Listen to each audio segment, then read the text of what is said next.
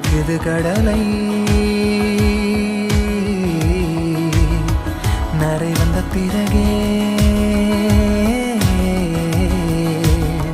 புரியுது உலகை நேற்றின் இன்பங்கள் யாவும் கூடியே இன்றை இப்போதை அர்த்தமாக்குதே இன்றின் இப்போதின்